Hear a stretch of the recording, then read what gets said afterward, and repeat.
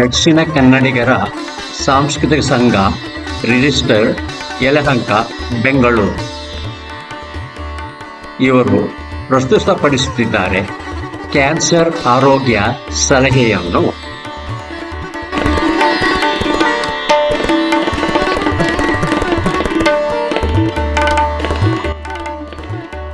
ಮಹಿಳಾ ತಜ್ಞೆ.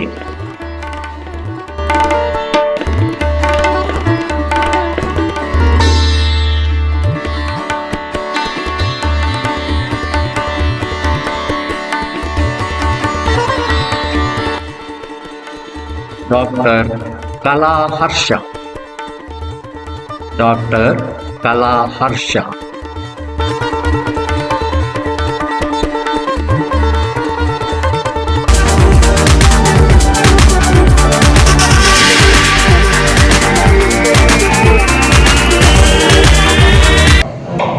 Happy women's day, ವಿಶ್ವ ಮಹಿಳಾ ದಿನಾಚರಣೆ ಶುಭಾಶಯಗಳು.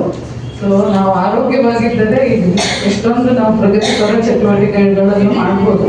ಸೊ ಫಸ್ಟ್ ನಮ್ಮ ಆರೋಗ್ಯ ಅನ್ನೋದು ಇಂಪಾರ್ಟೆಂಟ್, ಆರೋಗ್ಯವೇ ಭಾಗ್ಯ ಅಂತ ಹೇಳ್ತಾ.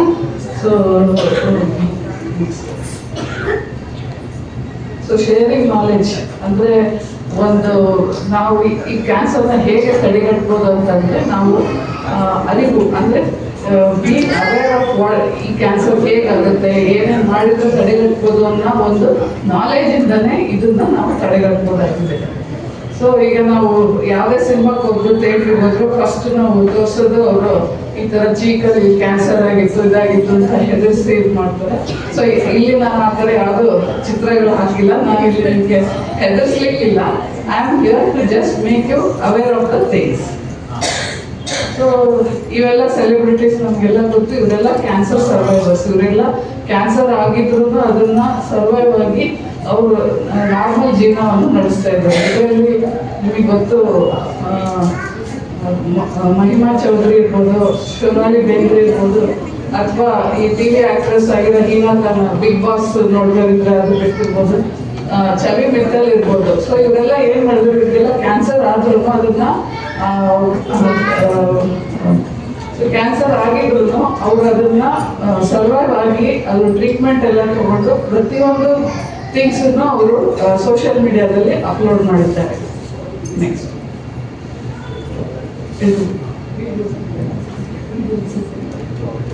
ಓಕೆ. ಸೊ ನಾವು ಟ್ವೀಟ್ ಹೊಡೆದ್ಮೇಲೆ ಇದೆಲ್ಲ ಮೊದಲೇ ಪ್ರಿವೆನ್ಷನ್ ಮಾಡಬೇಕು. ಸೊ ಪ್ರಿವೆನ್ಷನ್ ಮಾಡೋದು ತುಂಬಾ ಇಂಪಾರ್ಟೆಂಟ್ ಆಗಿರುತ್ತೆ. ಸೊ ನನ್ನ ಡಿಸ್ಕಷನ್ ಕ್ಯಾನ್ಸರ್ ಅಂದ್ರೆ ಏನು, ಆಮೇಲೆ ಮಹಿಳೆಯರಲ್ಲಿ ಕಾಮನ್ ಆಗಿ ಕಾಣಿಸುವಂತ ಬ್ರೆಸ್ಟ್ ಕ್ಯಾನ್ಸರ್ ಮತ್ತೆ ಸರ್ವೈಕಲ್ ಕ್ಯಾನ್ಸರ್ನ ಹೇಗೆ ಪ್ರಿವೆಂಟ್ ಮಾಡೋದನ್ನ ಇವತ್ತು ಹೇಳ್ತೀನಿ.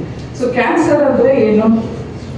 ಕ್ಯಾನ್ಸರ್ ಅಂದ್ರೆ ಈ ಸೆಲ್ಗಳು ಅನ್ಕಂಟ್ರೋಲ್ ಗ್ರೋತ್ ಆಗೋದು. ಸೊ ಏನಾಗುತ್ತೆ ಅಂತಂದ್ರೆ next, so normal cell divide ಆಗಿಬಿಟ್ಟು ಒಂದು ಹೆಲ್ತಿ ಟಿಶ್ಯೂ ಅದ್ರ ಆಕಾರ, ಅದ್ರ ಲಕ್ಷಣಗಳು ಎಲ್ಲ ನಾರ್ಮಲ್ ಸೆಲ್ ತರ ಇರುತ್ತೆ. ಈ ಕೆಳಗಡೆ ನೋಡಿದ್ರೆ ನಾರ್ಮಲ್ ಸೆಲ್ ಏನೋ ಒಂದು ಇನ್ಸಲ್ಟ್ ಆಗಿ ಕ್ಯಾನ್ಸರ್ ಆಗಿರುತ್ತೆ. ಸೊ ಕ್ಯಾನ್ಸರ್ ಆಗಿ ಅದೇನಾಗುತ್ತೆ, ಅದ್ರ ಆಕಾರ ಇರ್ಬೋದು, ಅದು ಅನ್ಕಂಟ್ರೋಲ್ ಗ್ರೋತ್ ಅಂದ್ರೆ ಕಂಟ್ರೋಲ್ ಇಲ್ಲದೆ ಎಷ್ಟೊಂದು ಸೆಲ್ಸ್ ಡಿವೈಡ್ ಆಗಿದೆ. ಸೊ ಇದು ಕ್ಯಾನ್ಸರ್ ಅಂತ ಹೇಳ್ತೀವಿ ನಾವು. ನೋಡ್ಲಿಕ್ಕೂ ಕೂಡ ಕ್ಯಾನ್ಸರ್ ನಾರ್ಮಲ್ ಸೆಲ್ ಅದರ ಆಕಾರ ಇರುತ್ತೆ, ಅದ್ರ ಫಂಕ್ಷನ್ ಅಂದ್ರೆ ಅದ್ರ ಕಾರ್ಯ ಸರಿಯಾಗಿ ಮಾಡ್ತಾ ಇರುತ್ತೆ. ಆದ್ರೆ ಕ್ಯಾನ್ಸರ್ ಸೆಲ್ ನೋಡಕ್ಕೆ ಅದ್ರದ್ದು ಆಕಾರ ಎಲ್ಲ ವಿಲಕ್ಷಣವಾಗಿರುತ್ತೆ, ಫಂಕ್ಷನ್ಗಳು ಅಂದ್ರೆ ಕಾರ್ಯಗಳನ್ನು ಅದು it will not be functioning normally. Next, so ಹೇಗೆ ಸ್ಪ್ರೆಡ್ ಆಗುತ್ತೆ? ಸೊ ಇಲ್ಲೊಂದು ಟಿಶ್ಯೂ ಇದೆ, ಅಲ್ಲೊಂದು ಮೇಲೆ ನೀಲಿ ಕಲರ್ ಕಾಣಿಸ್ತಾ ಇರ್ಬೋದು, ಅದು ಕ್ಯಾನ್ಸರ್ ಸೆಲ್. ಅದು ಏನಾಗುತ್ತೆ, ಡಿವೈಡ್ ಆಗಿ ಆಗಿ ಆಗಿ ಕೊನೆಗೆ ಇಡೀ ಟಿಶ್ಯೂನೇ ಇದು ಮಾಡಿಬಿಟ್ಟು ಕೊನೆಗೆ ಕೆಳಗಡೆ ಲೋಕಲ್, ಈಗ ಸ್ಕಿನ್ನಲ್ಲಿ ಕ್ಯಾನ್ಸರ್ ಆಗಿದ್ರೆ ಅದು ಬೋನಲ್ಲಿ ಕೂಡವರೆಗೂ ಅದು ಲೋಕಲಿ ಇನ್ವೇಟ್ ಮಾಡ್ಬೋದು. ಸೊ ಅಷ್ಟೇ ಅಲ್ಲದೆ ಬ್ಲಡ್ ವೆಸಲ್ ಮೂಲಕ, ಈಗ ಎಕ್ಸಾಂಪಲ್ ಈ ಗರ್ಭಚೀಲದ ಕ್ಯಾನ್ಸರ್ ಇದ್ರೆ ಕೆಲವೊಂದ್ಸಲ ನಾವು ಕೇಳಿರ್ತೀವಿ ಅದು ಲಂಗ್ಸಿಗೂ ಹೋಗಿದೆ ಅಂದ್ರೆ ಅದು 4th ಸ್ಟೇಜ್ ಅದು. ಸೊ ಅದು ಬ್ಲಡ್ ಇಂದನೂ ಅದು ಕ್ಯಾನ್ಸರ್ ಸ್ಪ್ರೆಡ್ ಆಗ್ಬೋದು. ನೆಕ್ಸ್ಟ್, ಸೊ 2022 ಅಲ್ಲಿ ಸರ್ವೆ ಮಾಡಿದಾಗ ಭಾರತೀಯ ಹೆಣ್ಮಕ್ಳಲ್ಲಿ ಯಾವ ತರ ಕ್ಯಾನ್ಸರ್ ಕಾಮನ್ ಆಗಿದೆ ಅಂತಂದ್ರೆ, ಈಗ 100 ಜನ ಕ್ಯಾನ್ಸರ್ ಬಂದಿದೆ ಅಂತಂದ್ರೆ ಅದರಲ್ಲಿ 25 ಜನಕ್ಕೆ ಬ್ರೆಸ್ಟ್ ಅಂದರೆ ಸ್ತನದ ಕ್ಯಾನ್ಸರ್ ಕಾಮನ್ ಆಗಿತ್ತು. ಅದ್ರ ನಂತರ ಸರ್ವೈಕಲ್ ಕ್ಯಾನ್ಸರ್, ಓವರಿ ಅಂದರೆ ಅಂಡಾಶಯದ ಕ್ಯಾನ್ಸರ್, ಬಾಯಿ ಕ್ಯಾನ್ಸರ್, ಮತ್ತೆ ಕೋಲೋರೆಕ್ಟಲ್ ಅಂತಂದ್ರೆ ಇಂಟೆಸ್ಟೈನ್ ಕ್ಯಾನ್ಸರ್ ಕಾಮನ್ ಆಗಿತ್ತು. ಸೊ ನಾವು ನೋಡ್ಬೋದು ಟೋಟಲ್ ಒಂದು ವರ್ಷದಲ್ಲಿ 7,22,000 ಜನಕ್ಕೆ ಕ್ಯಾನ್ಸರ್ ಬಂದಿತ್ತು ಮಹಿಳೆಯರಲ್ಲಿ. ಅದರಲ್ಲಿ ನಾವು ನೋಡ್ಬೋದು ಕ್ಯಾನ್ಸರ್ ಬ್ರೆಸ್ಟ್ ಆಲ್ಮೋಸ್ಟ್ 2 ಲಕ್ಷ ಜನರಿಗೆ ಅದು ಬಂದಿತ್ತು. ಮತ್ತೆ ಸರ್ವೈಕಲ್ ಕ್ಯಾನ್ಸರ್ 1,27,000 ಜನಕ್ಕೆ ಸರ್ವೈಕಲ್ ಕ್ಯಾನ್ಸರ್ ಪ್ರತಿ ವರ್ಷ ಇದು ಆಗ್ತಾ ಇದೆ. ಸೊ ಈಗ ಸರ್ವೈಕಲ್ ಕ್ಯಾನ್ಸರ್ ಅಂತ ಹೇಳಿದೆ. ಸೆಕೆಂಡ್ ಕಾಮನ್ ಕ್ಯಾನ್ಸರ್ ಸರ್ವಿಕ್ಸ್ ಅಂದ್ರೆ ಏನು ಅಂತ ಹೆಚ್ಚಿನ ಜನಕ್ಕೆ ಈಗ ನಾವು ಬಂದಿರ್ತಾರಲ್ಲ, ಸರ್ವಿಕ್ಸ್ ಅಂದ್ರೆ ಏನು ಮೇಡಮ್ ಅಂತ ಎಲ್ಲ ಕೇಳ್ತಾ ಇರ್ತಾರೆ. ಸರ್ವಿಕ್ಸ್ ಅಂದ್ರೆ ಅದು ಗರ್ಭಚೀಲದ ಕೆಳಗಡೆ ಪಾರ್ಟ್. ಸೊ ನಾವು ಡೆಲಿವರಿಯಲ್ಲಿ ಹೇಳ್ತೀವಿ ಇನ್ನೂ ಗರ್ಭಚೀಲ ಓಪನ್ ಆಗಿಲ್ಲ ಅಂದ್ರೆ ಅದು ಸರ್ವಿಕ್ಸ್. ಸೊ ಸರ್ವಿಕ್ಸ್ ನಾವು ಡೆಲಿವರಿಯಲ್ಲಿ ಓಪನ್ ಆಗುತ್ತೆ, ಮೆನ್ಸಸ್ ಆಗ್ಬೇಕಾದ್ರೂ ಅದು ಓಪನ್ ಆಗಿ ಮೆನ್ಸಸ್ ಬರೋದಾಗಲಿ ಮಗು ಬರೋದಾಗಲಿ ಅದೇ ಮೇನ್ ಅದ್ರದ್ದು ಫಂಕ್ಷನ್ ಆಗಿರುತ್ತೆ. ಸೊ ಇದು ಫೀಮೇಲ್ ರಿಪ್ರೊಡಕ್ಟಿವ್ ಟ್ರ್ಯಾಕ್ಟ್ ಅಂತೀವಿ. ಹೆಣ್ಣಿನ ಸಂತಾನೋತ್ಪತ್ತಿ ನಾಳ ಅದ್ರದ್ದು ಚಿತ್ರ ಆಗಿರುತ್ತೆ. ಮೇಲ್ಗಡೆ ಕಾಣ್ತಾ ಇರೋದು ಗರ್ಭಚೀಲ, ಆ ಕಡೆ 2 ಸೈಡ್ ಇರೋದು ಫೆಲೋಪಿಯನ್ ಟ್ಯೂಬ್, ಆ ವೈಟ್ ಕಲರ್ ಇರೋದು ಓವರಿ. ಈ ಕೆಳಗಡೆ ಗರ್ಭಚೀಲದ ಕೆಳಗಡೆ ಪಾರ್ಟ್ ಇದೆಯಲ್ಲ ಇದಕ್ಕೆ ಸರ್ವಿಕ್ಸ್ ಅಂತ ಹೇಳ್ತೀವಿ, ಕೆಳಗಡೆ ಇರೋದು ವಜೈನ. ಸೊ ನಾವು ಈ ಗರ್ಭಚೀಲದ ಬಾಯಿ ಅಂತ ಹೇಳ್ತೀವಿ ಅಥವಾ ಗರ್ಭಕಂಠ ಅಂತಾನೂ ಹೇಳ್ತಾರೆ. ಸೊ ಇದನ್ನ ನಾವು ಎಕ್ಸಾಮಿನೇಷನ್ ಮಾಡಿದಾಗ ಕೆಳಗಡೆಯಿಂದ ಇಂಟರ್ನಲ್ ಎಕ್ಸಾಮಿನೇಷನ್ ಅಂತ ಮಾಡ್ತೀವಲ್ಲ ಅವಾಗ ಇದು ನಮಗೆ ಕಾಣಿಸುತ್ತೆ. ಸೊ ಅದು ಈ ತರ ಕಾಣಿಸುತ್ತೆ. ಸೊ ಯಾರಿಗೆ ಇದು ಸರ್ವೈಕಲ್ ಕ್ಯಾನ್ಸರ್ ಬರುತ್ತೆ? ಸೊ HPV ಅಂತ ಒಂದು ವೈರಲ್ ಇನ್ಫೆಕ್ಷನ್. HPV ಅಂತಂದ್ರೆ ಹ್ಯೂಮನ್ ಪ್ಯಾಪಿಲೋಮಾ ವೈರಸ್. ಸೊ ಅದು ಹೇಗೆ ಬರುತ್ತೆ ಅಂತಂದ್ರೆ ಅದು ಇಟ್ ಇಸ್ ಸೆಕ್ಷುಯಲಿ ಟ್ರಾನ್ಸ್ಮಿಟೆಡ್, ಅಂದ್ರೆ ಲೈಂಗಿಕ ಸಂಪರ್ಕ ಅಥವಾ ಜೆನೆಟಲ್ ಸ್ಕಿನ್ ಕಾಂಟ್ಯಾಕ್ಟ್ ಇಂದ ಬರೋಂಥ ಅದು ವೈರಸ್ ಅದು. ಸೊ ಅದರಿಂದ 90% ಅಥವಾ 95% ಹೆಚ್ಚು ಪಟ್ಟು ಕ್ಯಾನ್ಸರ್ ಇನ್ಫೆಕ್ಷನ್ ಇಂದ ಬಂದಿರುತ್ತೆ. ಸೊ ಚಿಕ್ಕ ವಯಸ್ಸಲ್ಲಿ ಹಿಂದಿನ ಕಾಲದಲ್ಲಿ ಚಿಕ್ಕ ವಯಸ್ಸಲ್ಲಿ ಮದುವೆ ಮಾಡೋದು 16 ವರ್ಷ 18 ವರ್ಷ ಅವೆಲ್ಲ risk factor for cervical cancer. ಅಥವಾ ಮಲ್ಟಿಪಲ್ ಸೆಕ್ಷುವಲ್ ಪಾರ್ಟ್ನರ್ಸ್ ಇದ್ರೆ, ತುಂಬಾ ಪ್ರೆಗ್ನೆನ್ಸಿ 4-5 ಪ್ರೆಗ್ನೆನ್ಸಿ ಇದ್ರೆ, ಸ್ಮೋಕಿಂಗ್ ಮತ್ತೆ ವೀಕ್ ಇಮ್ಯುನಿಟಿ HIV ಇದ್ರೂ ಈ ಕ್ಯಾನ್ಸರ್ ಬರೋದು ಮೋಸ್ಟ್ ಕಾಮನ್ ಆಗಿದೆ. ಸೊ ಇದು ನೋಡೋದು ಕರೋನಾ ವೈರಸ್ ತರನೇ ಇದೆ. ಇದು ಹ್ಯೂಮನ್ ಪ್ಯಾಪಿಲೋಮಾ ವೈರಸ್ ಅಂತ. ನೆಕ್ಸ್ಟ್, ಸೊ ಇದು ಹೇಗೆ ಸ್ಪ್ರೆಡ್ ಆಗುತ್ತೆ ಅಂತ ಹೇಳಿದ್ದೀನಿ. ಇದು ಲೈಂಗಿಕ ಸಂಪರ್ಕದಿಂದ ಸ್ಪ್ರೆಡ್ ಆಗುತ್ತೆ. ಆಲ್ಮೋಸ್ಟ್ 90% ಎಲ್ಲ ಹೆಣ್ಮಕ್ಳಿಂದ ಇದು HPV ಇನ್ಫೆಕ್ಷನ್ ಆಗೇ ಇರುತ್ತೆ. ಸೊ ಏನು ಲಕ್ಷಣಗಳು ನಮಗೆ HPV ಇನ್ಫೆಕ್ಷನ್ ಆಗಿದೆ ಅಂದರೆ ಇದು ಸಿಂಪ್ಟಮ್ಯಾಟಿಕ್, ಏನೋ ಸಿಂಪ್ಟಮ್ಸೇ ಇರೋದಿಲ್ಲ. ಇದು ಇನ್ಫೆಕ್ಷನ್ ಆಗಿದೆ ಅಂತಲೇ ನಮಗೆ ಗೊತ್ತಿಲ್ಲದೇ ಇದು ಇನ್ಫೆಕ್ಷನ್ ಆಗಿರುತ್ತೆ. ಸೊ ಇನ್ಫೆಕ್ಷನ್ ಆದಾಗ ಏನಾಗುತ್ತೆ, ಬಾಡಿ ಡಿಫೆನ್ಸ್ ಏನು ಮಾಡುತ್ತೆ, ಅದನ್ನ ಕಂಟ್ರೋಲ್ ಮಾಡುತ್ತೆ. ಹೆಚ್ಚಿನ ಸಲ 90% ಆಫ್ ದ ಟೈಮ್ ಅದು ಕಂಟ್ರೋಲ್ ಮಾಡುತ್ತೆ. ಬಟ್ ಸರ್ಟನ್ ಟೈಮ್ಸ್ ಕೆಲವೊಂದ್ಸಲ ಏನಾಗುತ್ತೆ, ಅದು ಇನ್ಫೆಕ್ಷನ್ ಇಟ್ ಕ್ಯಾನ್ ಪರ್ಸಿಸ್ಟ್. ಸ್ವಲ್ಪ ದಿವಸ 2 ವರ್ಷದವರೆಗೂ ಅದು ಪರ್ಸಿಸ್ಟ್ ಆಯ್ತು ಅಂದರೆ ಆಮೇಲೆ ಅದು ಪ್ರೀ ಕ್ಯಾನ್ಸರ್ ಆಗುತ್ತೆ. ಈ ಸೆಕೆಂಡ್ ಅಂತೇಳಲ್ಲ ಪ್ರೀ ಕ್ಯಾನ್ಸರ್ ಆಗುತ್ತೆ. ಆಮೇಲೆ ಅದು ಪ್ರೀ ಕ್ಯಾನ್ಸರ್ ಆಗಿ ಇನ್ನು 10ರಿಂದ 30 ವರ್ಷ ಆದಮೇಲೆ ಅದು ಕ್ಯಾನ್ಸರ್ ತಿರುಗುತ್ತೆ. ನೋಡಿ ಅಲ್ಲಿ 10ರಿಂದ 30 ವರ್ಷ ಇದೆ. ಈ ಟೈಮಲ್ಲಿ ನಾವು ಪ್ಯಾಪ್ಸ್ಮಿಯರ್ ಅಂತ ಕೇಳಿರ್ಬೋದು, ಆ ಟೆಸ್ಟ್ ಮಾಡಿದ್ರೆ ಇದನ್ನ ಡಿಟೆಕ್ಟ್ ಮಾಡ್ಬೋದು. ಮುಂದೆ ನಾನು ಹೇಳ್ತೀನಿ. ಸೊ ಇದರಲ್ಲಿ ನಾವು ಟೈಪ್ಸ್ ಇದ್ದಾವೆ. ಸೊ ಹೈ ರಿಸ್ಕ್ ಅಂದ್ರೆ ಹೈ ರಿಸ್ಕ್ ಒಂದು 15 ಥರ ಇದ್ದಾವೆ. ಅದರಲ್ಲಿ 16-18 ಅನ್ನೋದು ತುಂಬಾ ಇಂಪಾರ್ಟೆಂಟ್. ಯಾಕೆ ನಂಬರ್ ಹೇಳ್ತಾ ಇದ್ದೀನಿ ಅಂದ್ರೆ ನಾವು ನಾಳೆ ವ್ಯಾಕ್ಸಿನ್ ಅಂತ ಹಾಕ್ಸ್ಕೋಬೇಕಾದ್ರೆ ಇದು ನಿಮಗೆ ಗೊತ್ತಿರಬೇಕು. 16-18 HPV ಟೈಪ್ ಅದು almost 90 to 95% of the cancer is caused by these two virus. ಬರೀ ಸರ್ವೈಕಲ್ ಕ್ಯಾನ್ಸರ್ ಅಂತಂದ್ರೆ ಇಲ್ಲ, ಸರ್ವೈಕಲ್ ಕ್ಯಾನ್ಸರ್ ಅಲ್ಲ. ಹೆಣ್ಮಕ್ಳಲ್ಲಿ ಜೆನೆಟಲ್ ಅಂದ್ರೆ ಸರ್ವಿಕ್ಸ್, ವಜೈನ ಅಂದ್ರೆ ಯೋನಿ ಅಂತ ಹೇಳ್ತೀವಿ, ವಲ್ವಾ, ಇವೆಲ್ಲ ಕ್ಯಾನ್ಸರು ಹೆಣ್ಮಕ್ಳಲ್ಲಿ. ಮತ್ತೆ ಗಂಡು ಮಕ್ಕಳಲ್ಲಿನೂ ಪೀನಲ್ ಕ್ಯಾನ್ಸರ್ ಅಂತ ಹೇಳ್ತೀವಿ. ಆಮೇಲೆ ಗಂಡು ಹೆಣ್ಣು ಇಬ್ಬರಲ್ಲಿನೂ ಬಾಯಿ ಕ್ಯಾನ್ಸರ್ ಆಗಿರ್ಬೋದು ಅಥವಾ ಗುದದ್ವಾರದ ಕ್ಯಾನ್ಸರ್ ಆಗಿರ್ಬೋದು, 2 ಆಗೋ ಚಾನ್ಸಸ್ ಇರುತ್ತೆ. So not only cervical cancer, ಆ ಥರ ಅದು ಕ್ಯಾನ್ಸರಿಗೂ ಇದು ರೆಸ್ಪಾನ್ಸಿಬಲ್ ಆಗಿದೆ. ಸೊ ಲೋ ರಿಸ್ಕ್ ಅಂತ ಇರುತ್ತೆ, ಹೈ ರಿಸ್ಕ್ ಅಂದ್ರೆ ಲೋ ರಿಸ್ಕ್. ಇದು ತಪ್ಪಿಂದ 14-18 ಅಂತ ಆಗ್ಬಿಟ್ಟಿದೆ. ಇದು 6 ಮತ್ತೆ 11 6 ಮತ್ತು 11 ನಂಬರ್ ವೈರಸ್ ಈ ತರ ಜೆನೆಟಲ್ ಸ್ಕಿನ್ ಮೇಲೆ ಈ ತರ ವಾಲ್ಟ್ ಆಗೋ ಚಾನ್ಸಸ್ ಇರ್ತದೆ. ನೆಕ್ಸ್ಟ್ ಇದರ ಸಿಂಪ್ಟಮ್ಸ್ ಏನು ಅಂತಂದ್ರೆ ನಮ್ಗೆ ಆಗಿದೆ ಅಂತ ಹೆಂಗೆ ಗೊತ್ತಾಗುತ್ತೆ ಅಂದ್ರೆ ಫೌಲ್ ಸ್ಮೆಲ್ಲಿಂಗ್, ಅಂದ್ರೆ ಇದು ಫಿಶಿ ಓಡರ್, ವಜೈನಲ್ ಬಿಳೆ ಬಟ್ಟೆ ಏನಿರುತ್ತಲ್ಲ ಒಂಥರ ಫಿಶ್ ಸ್ಮೆಲ್. ಪರೀಕ್ಷೆ ಮಾಡಿದಾಗ ಬಂದು ಪೇಷಂಟ್ ಬಂದು ಕೂತ್ರೆ ಪಕ್ಕದಲ್ಲಿ ಗೊತ್ತಾಗುತ್ತೆ ಇವ್ರಿಗೆ ಎಷ್ಟು ಇರ್ಬೋದು ಅಂತ, ಸರ್ವೈಕಲ್ ಕ್ಯಾನ್ಸರ್ ಇರ್ಬೋದು.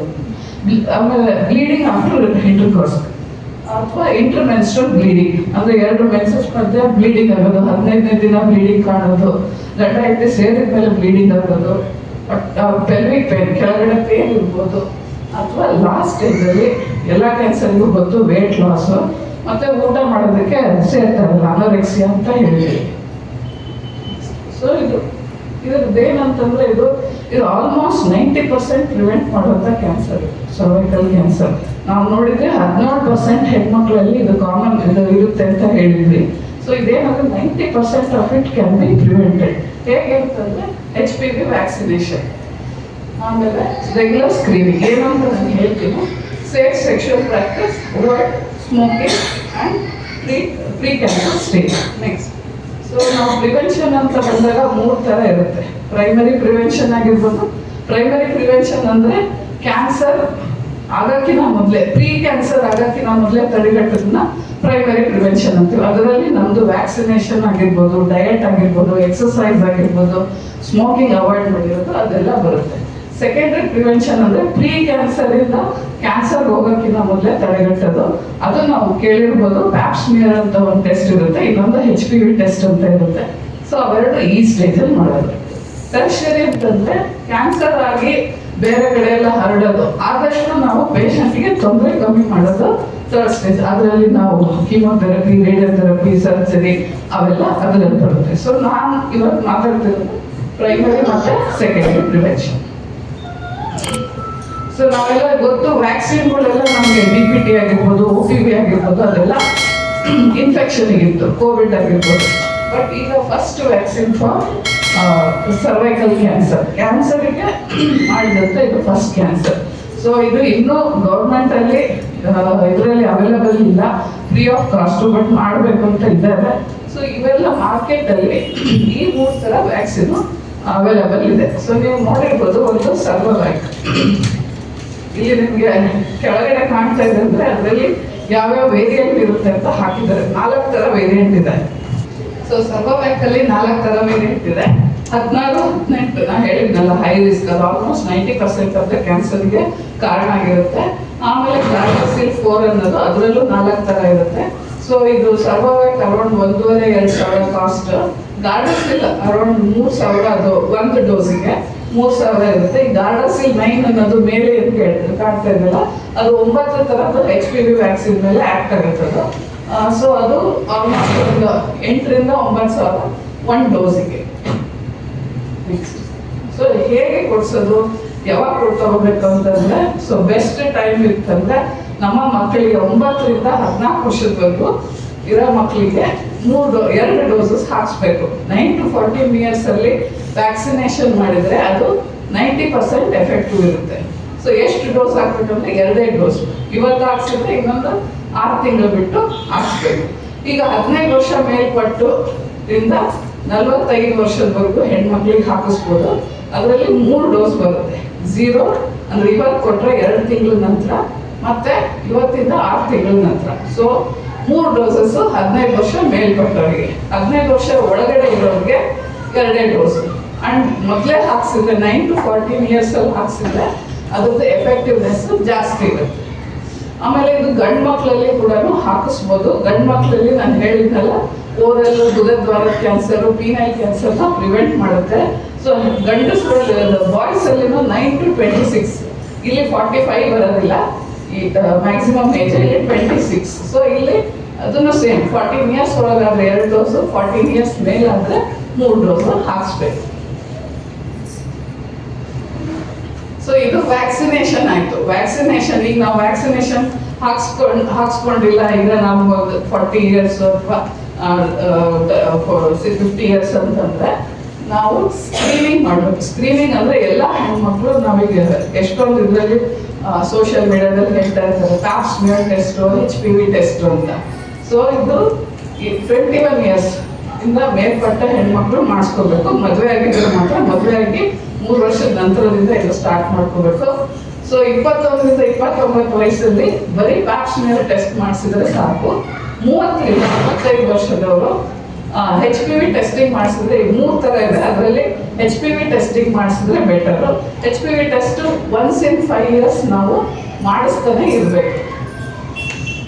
ಸೊ ಪ್ಯಾಪ್ ಸ್ಮಿಯರ್ ಅಂದರೆ OPD ಪ್ರೊಸೀಜರ್, ಅದಕ್ಕೆ ನಿಮಗೆ ಅನಸ್ತೇಶಿಯಾ ಅದೇನು ಕೊಡೋದಿಲ್ಲ. OPD procedure.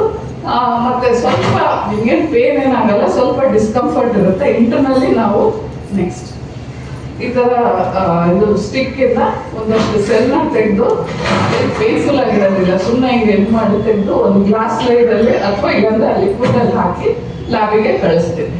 ನೆಕ್ಸ್ಟ್ ಅದು ಸೇಮ್ ಪ್ರೊಸೀಜರ್. ಅದು ಸ್ಪೆಕ್ಯುಲಮ್ ಅಂತ ಹಾಕಿ ಓಪನ್ ಮಾಡಿ ಸೊ ಅದನ್ನು ಟೆಸ್ಟಿಗೆ ಕಳಿಸ್ತೀವಿ. ಯೂಶಲಿ ಇದು ಪೇನ್ ಏನೋ ಇರೋದಿಲ್ಲ ಈ ಪ್ರೊಸೀಜರು. ಮತ್ತು ಇದು ಯೂಶಲಿ ಮುಟ್ಟಾಗಿ 12ನೇ ಅಥವಾ 15ನೇ ದಿನ ಮಾಡಿಸ್ಕೊಂಡ್ರೆ ಬೆಟರ್. ಮುಟ್ಟು ನಿಂತು ಒಂದು 4-5 ದಿನ ಆಗಿದ್ರೆ ಇದು ಮಾಡಿಸೋದು ಬೆಸ್ಟ್. ನೆಕ್ಸ್ಟ್ ಸೊ ಈಗ ನಾವು ಸರ್ವೈಕಲ್ ಕ್ಯಾನ್ಸರ್ ಬಗ್ಗೆ ತಿಳ್ಕೊಂಡ್ವಿ. ಈಗ ನೆಕ್ಸ್ಟ್ ಫಸ್ಟ್ ಕಾಮನ್ ಯಾವುದಂದ್ರೆ ಬ್ರೆಸ್ಟ್ ಕ್ಯಾನ್ಸರ್. ಸೊ ಬ್ರೆಸ್ಟ್ ಕ್ಯಾನ್ಸರ್ಗೆ ರಿಸ್ಕ್ ಫ್ಯಾಕ್ಟರ್ ಅಂದ್ರೆ ಫ್ಯಾಮಿಲಿ ಹಿಸ್ಟ್ರಿ. ಈ ತಾಯಿಯಲ್ಲಿ ಅಥವಾ ಚಿಕ್ಕಮ್ಮ ಅಕ್ಕ ತಂಗಿಯರಲ್ಲಿ ಬ್ರೆಸ್ಟ್ ಕ್ಯಾನ್ಸರ್ ಇತ್ತಂದ್ರೆ ಅವರಲ್ಲಿ ಆಗೋದು ತುಂಬಾ ಕಾಮನ್ ಆಗಿರುತ್ತೆ. ಸೊ ಅರ್ಲಿ ಮೆನಾರ್ಕಿಸ್, ಬೇಗನೆ ದೊಡ್ಡೊಳಾಗೋದು, ಮೆನೋಪಾಸ್ ಆಗೋದು. ಈಗ 52 ವರ್ಷದ ಮೇಲೆ ಮೆನೋಪಾಸ್ ಆಗಿತ್ತು ಅಂದ್ರೆ ಅವ್ರಿಗೆ ಆಗೋ ಚಾನ್ಸಸ್ ಇರುತ್ತೆ. ಇದೆಲ್ಲ ಆಗೋ ಚಾನ್ಸಸ್ ಇರುತ್ತೆ. ಆಗಿದ್ರೆ ಡೆಫಿನೆಟ್ ಆಗಿ ಆಗುತ್ತೆ ಅಂತ ಅನ್ಕೋಬಾರ್ದು. ಒಬೆಸಿಟಿ, ಸ್ಥೂಲಕಾಯ ಇತ್ತಂದ್ರೆ, ಆಮೇಲೆ ಯಾರು ಮಕ್ಕಳಾಗಿರೋದಿಲ್ಲ ಅಂಥದ್ರಲ್ಲಿ, ಆಲ್ಕೋಹಾಲ್ ತಗೊಳ್ಳೋ ಕನ್ಸ್ಯೂಮ್ ಮಾಡೋರಂಥದ್ರಲ್ಲಿ ಇದು ಕಾಮನ್ ಆಗಿ ಇರ್ಬೋದು. ಸೊ ಪ್ರೊಟೆಕ್ಟಿವ್ ಫ್ಯಾಕ್ಟರ್ಸ್ ಅಂದರೆ ಇದರಲ್ಲಿ ಪ್ರೆಗ್ನೆನ್ಸಿ ಮತ್ತೆ breast feeding. So breast feeding ಬರೀ ಮಗುಗಷ್ಟೇ ಅಲ್ಲ, ತಾಯಿಗೂ ತುಂಬ ಹೆಲ್ಪ್ಫುಲ್ ಆಗಿರುತ್ತೆ. ಸೊ ಮೇನ್ ಏನಂದರೆ ಅದು ಬ್ರೆಸ್ಟ್ ಕ್ಯಾನ್ಸರ್, ಓವೇರಿಯನ್ ಕ್ಯಾನ್ಸರ್ ಅದನ್ನು ಪ್ರಿವೆಂಟ್ ಮಾಡುತ್ತೆ. ನೆಕ್ಸ್ಟ್ ಸೊ ಇದರಲ್ಲಿ ಡಿಫ್ರೆಂಟ್ ಏಜ್ ಗ್ರೂಪಲ್ಲಿ ಡಿಫ್ರೆಂಟ್ ಟೆಸ್ಟ್ಗಳು ಇದೆಲ್ಲ ಮಾಡೋದಿರುತ್ತೆ. ಸೊ 20 to 39 ಇಯರ್ಸ್ ಅಲ್ಲಿ ಸೆಲ್ಫ್ ಬ್ರೆಸ್ಟ್ ಎಕ್ಸಾಮಿನೇಷನ್ ಅಂತಂದ್ರೆ ನಾವು ಮನೆಯಲ್ಲೇ ಬ್ರೆಸ್ಟ್ನ ಕೈಯಿಂದ ಎಕ್ಸಾಮಿನೇಷನ್ ಮಾಡ್ಕೊಳ್ಳೋದು ನಾವು ಎಲ್ಲ ಹೆಣ್ಮಕ್ಳಿಗೂ ಹೇಳ್ಕೊಡ್ಬೇಕಾಗುತ್ತೆ. 40ರಿಂದ 44 ವರ್ಷಕ್ಕೆ ಒಂದು ಎಕ್ಸ್ರೇ ಥರ ಇರುತ್ತೆ, ಅದಕ್ಕೆ ಮ್ಯಾಮೋಗ್ರಾಮ್ ಅಂತಾರೆ.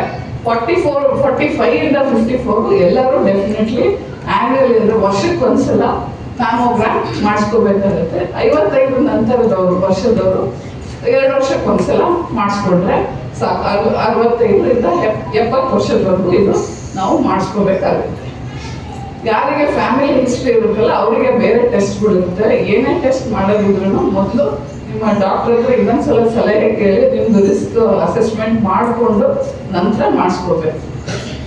ಬ್ರೆಸ್ಟ್ ಸೆಲ್ಫ್ ಎಕ್ಸಾಮಿನೇಷನ್ ಅಂದರೆ ನಮ್ಮ ಬ್ರೆಸ್ಟನ್ನ ನಾವೇ ಹೇಗೆ ಎಕ್ಸಾಮಿನ್ ಮಾಡ್ಕೋಬೇಕು. ಇದು ಯಾವಾಗ ಮಾಡ್ಬೇಕಂದ್ರೆ ಮೆನ್ಸಸ್ ಆಗಿ 3ನೇ ದಿನದಿಂದ 5ನೇ ದಿನ. ಯಾಕಂದ್ರೆ ಮೆನ್ಸಸ್ ಬರ್ತಾ ಏನಾಗುತ್ತೆ, ಯೂಶಲಿ ಹೆಚ್ಚಿನವ್ರು ನಾವು ಅನುಭವಿಸಿರ್ತೀವಿ, ಬ್ರೆಸ್ಟ್ ಒಂಥರ ಹೆವಿ ಅನ್ಸೋದು, ಪೇನ್ ಅನ್ಸೋದು ಎಲ್ಲ ಇರುತ್ತೆ. ಸೊ ಈಗ ಅದಕ್ಕೋಸ್ಕರ ಮುಟ್ಟಾಗಿ 3ನೇ ಅಥವಾ 5ನೇ ದಿನದಿಂದ ನಾವು ಅವತ್ತಿನ ದಿವಸ ನಾವು ಬ್ರೆಸ್ಟನ್ನ ಎಕ್ಸಾಮಿನ್ ಮಾಡ್ಕೋಬೇಕು. ಮೆನೋಪಾಸ್ ಆಗಿದ್ರೆ ತಿಂಗಳಲ್ಲಿ 1 ದಿನ ಫಿಕ್ಸ್ ಮಾಡ್ಕೋಬೇಕು. 15ನೇ ತಾರೀಕು ಮಾಡ್ತೀನಿ, 8ನೇ ತಾರೀಕು ಆ ಥರ ಫಿಕ್ಸ್ ಮಾಡಿ ಪ್ರತಿ ತಿಂಗಳು ಇದನ್ನ ಮಾಡಬೇಕು. ನೆಕ್ಸ್ಟ್ ಸೊ ಏನೇನು ನೋಡ್ತಿದೆ ಇದರಲ್ಲಿ 2 ಇರುತ್ತೆ, ಲುಕ್ ಆ್ಯಂಡ್ ಫೀಲ್. ಲುಕ್ ಅಂದರೆ ಕರಡಿ ನೋಡೋದು, ಫೀಲ್ ಅಂದರೆ ಕೈಯಿಂದ ಫೀಲ್ ಮಾಡೋದು. ಲುಕ್ ಅಂದರೆ ಕರಡಿ ಮುಂದೆ ನಿಂತ್ಕೊಂಡು ಒಂದು ಹಾಗೆ ನಿಂತ್ಕೊಂಡು ಇನ್ನೊಂದು 2 ಕೈ ರೈಸ್ ಮಾಡಿ ನೋಡ್ಕೋಬೇಕು. ಇನ್ನೊಂದು ಸೊಂಟದ ಮೇಲೆ 2 ಕೈ ಹಿಂಗೆ ಇಟ್ಬಿಟ್ಟು ಸ್ವಲ್ಪ ಹಿಂಗೆ ಬಗ್ಗಿ ನಾವು ಮಿರರಲ್ಲಿ ನೋಡಬೇಕು.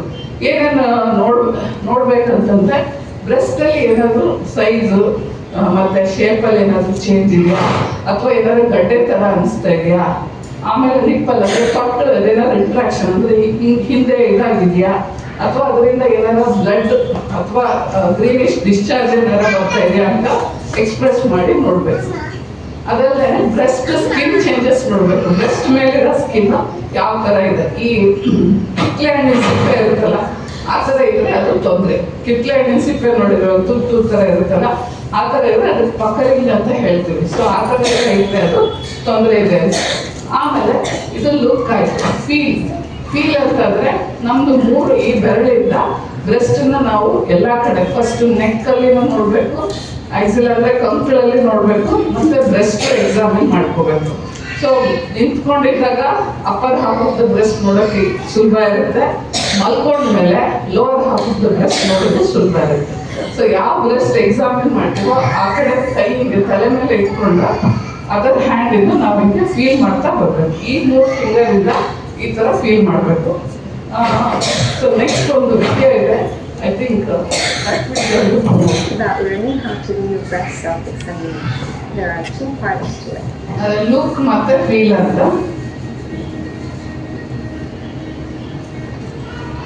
You start by going to the mirror, removing your clothes. So ಕನ್ನಡಿ ಮುಂದೆ ನಿಂತ್ಕೊಂಡು ಈ ತರ ಕೈ ಮೇಲೆ ಎತ್ತಿ You put your hand in your ಅಥವಾ ಸೊಂಟದ ಮೇಲೆ ಕೈ ಸತ್ತಿ ಹಿಂಗೆ ಸ್ವಲ್ಪ ಬಗ್ಗೆ side ಇಂದನೂ ನೋಡ್ಕೋಬೇಕಾಗುತ್ತೆ. and at your breast.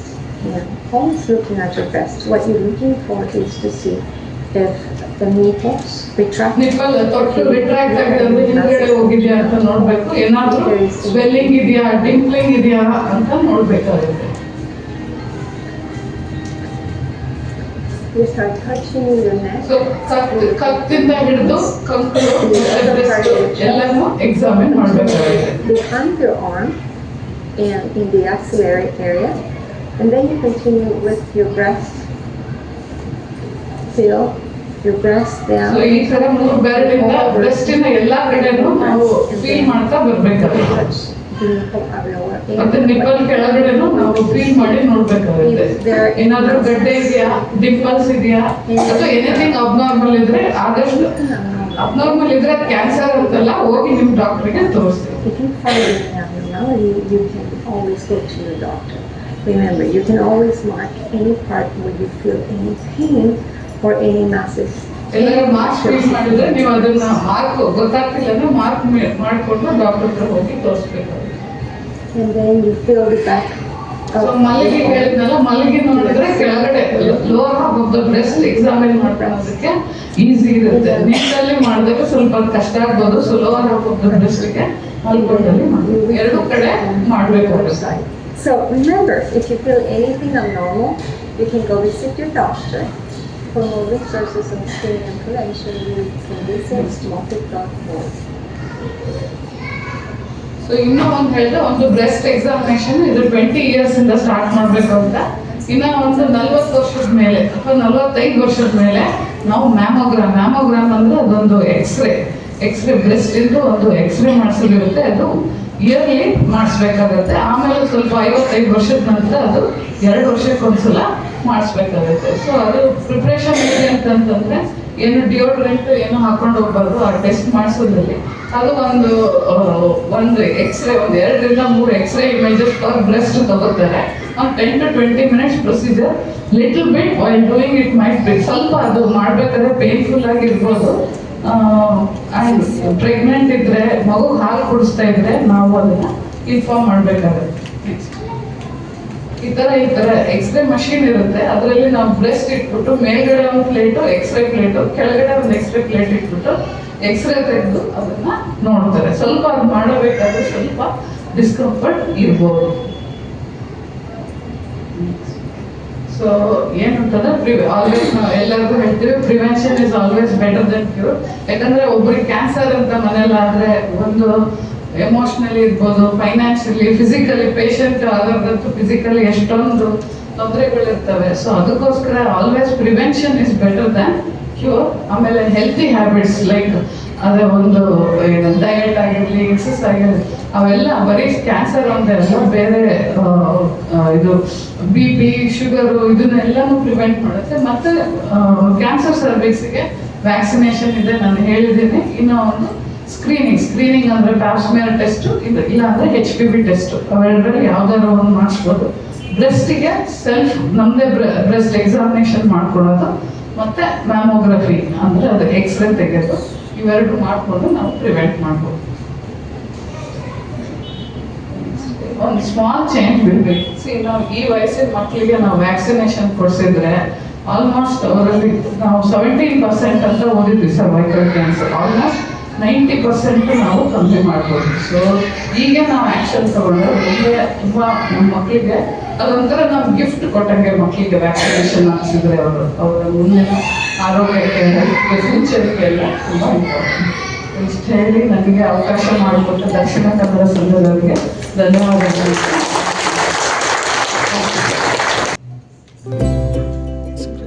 vaccine.